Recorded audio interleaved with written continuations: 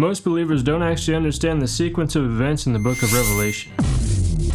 Not because it's secret, but because this part gets skipped. Ask almost any believer about the end times and you'll hear the tribulation, the Antichrist, Jesus returns, the millennium, and judgment. But that's not actually the order that Revelation gives, and the missing piece changes everything. Revelation 20 lays this out very plainly. Revelation 20 says that Satan is bound for a long period during what's called the millennium. Then after that period ends, Satan is released for a short season, and only after that short season is when final judgment actually comes. And here's the issue. Most modern end-time teaching skips that part entirely. Everything that's confusing about the world gets shoved right into the end, even though Revelation puts the deception before the end, not at the end. This is where Satan is unbound and given permission to go out and deceive the nations. And this little season isn't described with earthquakes and fire. It's described with one word, and that is deception. Not global destruction, but global confusion. Truth gets mixed with error, belief and faith get blurred, and fear replaces discernment. That explains why everyone feels like it's the end. The timelines don't line up, the fear sells better than truth,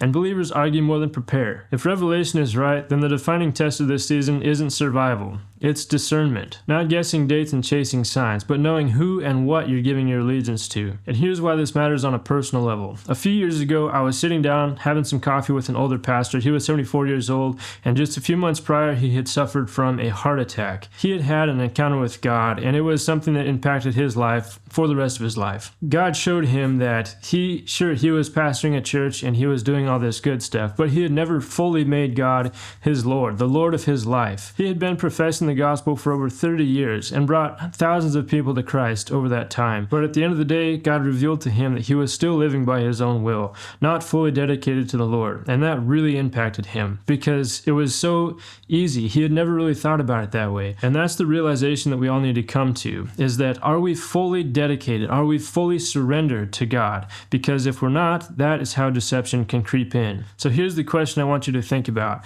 If Revelation says deception comes before the end, what beliefs do you think Christians are least encouraged to question? I put out a full video walking through the entire timeline step by step so that you can have clear understanding of Revelation and where we are now. Not to convince you, but to show you what's actually there. Go watch it and follow for part 9 because this is where we'll look at how Scripture says this season actually ends. I'll see you there.